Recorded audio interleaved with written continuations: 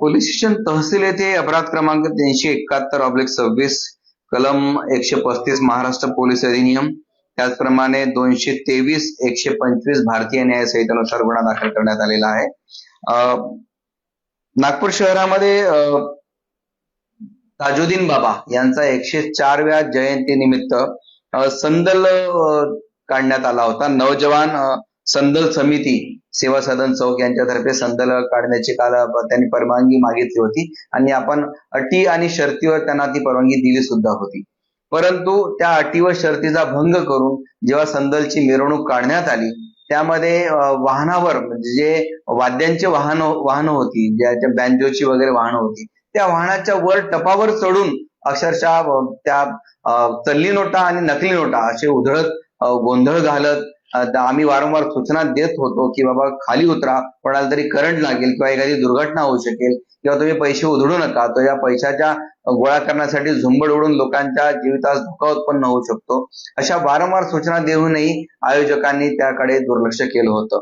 या अनुषंगाने आम्ही वसीम खान व नईम खान जे आमच्याकडे त्यांनी अर्ज केला होता या संदल मिरवणुकीकरता, त्यांच्या विरुद्ध त्याचप्रमाणे गनी खान वल रहमान खान, नावेद भाई, लतीफ खान वल रहमान खान, अयान खान वल लतीफ खान आणि अमान खान वल लतीफ खान अशा 6 व्यक्तीविरुद्ध सदरचा गुन्हा दाखल केलेला आहे.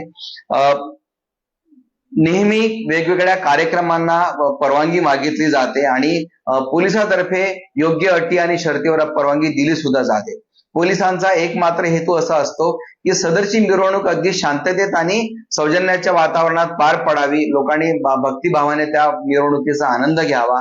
परंतु याचा गैरसमज बाळगून आयोजक मात्र डीजे लावून किंवा धांगडधिंगा करून पैशाची उधळण करून अक्षरशः त्या मिरवणुकीला किंवा त्या संदल मिरवणुकीला विकृत स्वरूप देण्याचा प्रयत्न काल करण्यात आला होता. त्याची तात्काळ दखल घेऊन आम्ही सदर व्यक्तींविरुद्ध गुन्हा दाखल केलेला आहे. नक्कीच यानंतरही जे कोणी अशा स्वरूपाचा कायदा मोडण्याचा प्रकार करतील किंवा कायदा धाब्यावर बसवण्याचा प्रकार करतील तर कायदा आपलं काम नक्कीच करेल. पोलिसांनी दिलेली परवानगी म्हणजे त्याला फक्त एक कागदी तुकडा आहे असं कोणीही गैरसमज बाळगू नये.